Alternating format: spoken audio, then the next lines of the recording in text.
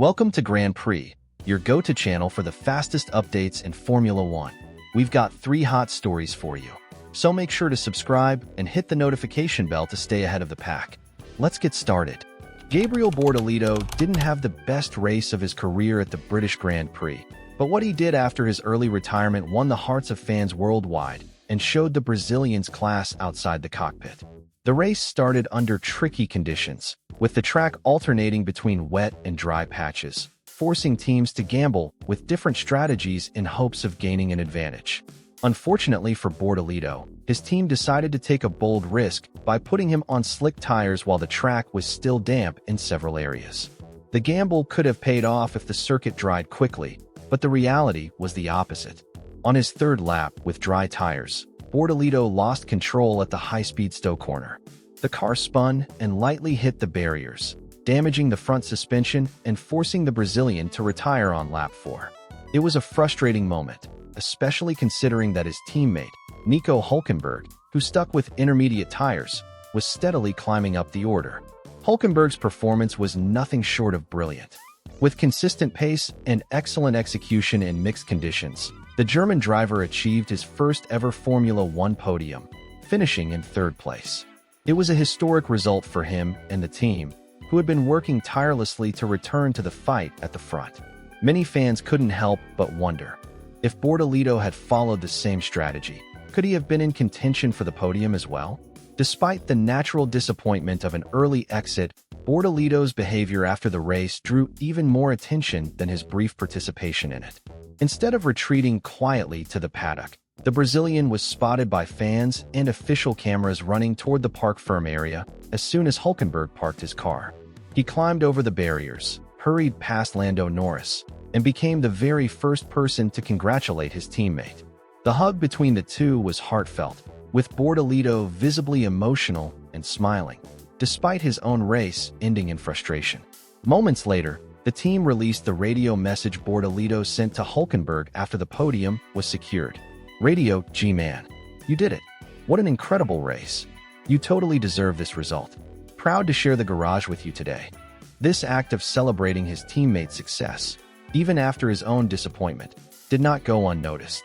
Social media was flooded with praise for Bordalo's maturity and sportsmanship.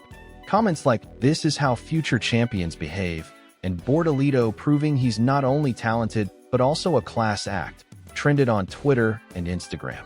Fernando Alonso, Bordalo's mentor during his F2 days, even shared the clip with the caption, "Class and humility. That's what makes the difference."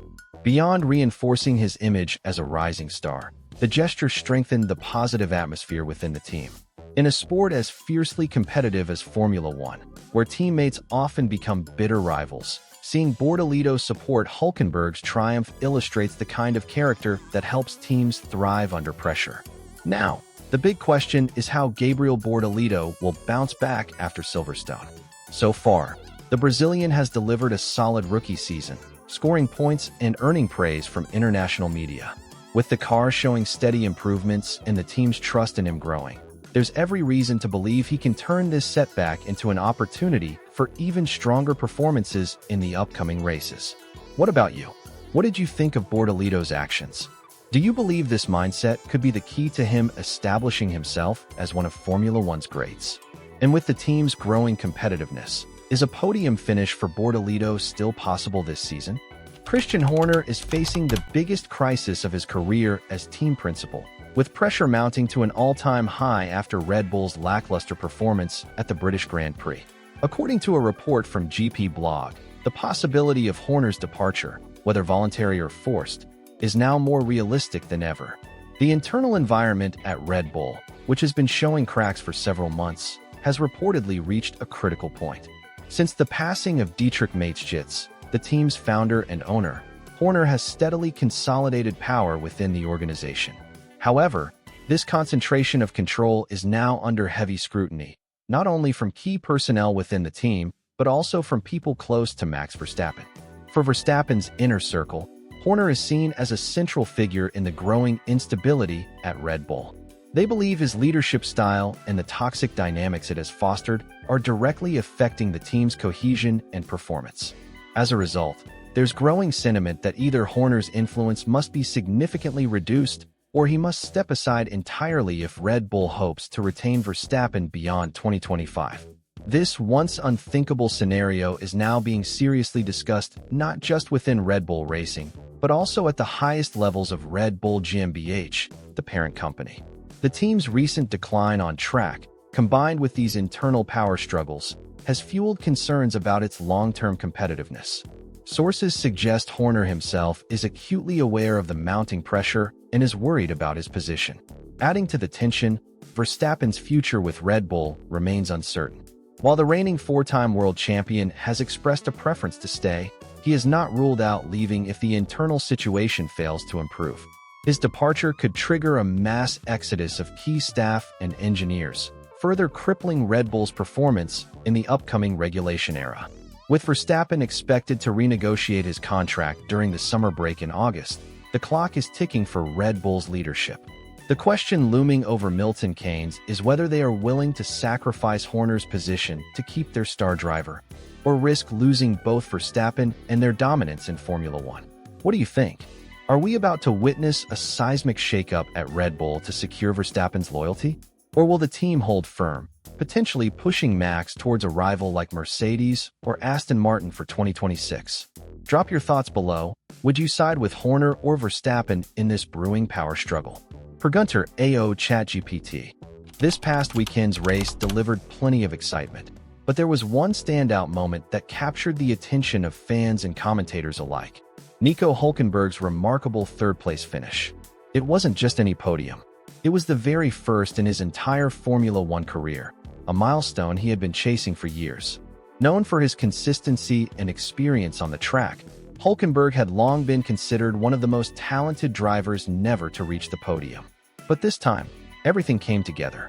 The driver put in a rock-solid performance, capitalizing on the steady evolution of his car and executing a race that left no room for doubt.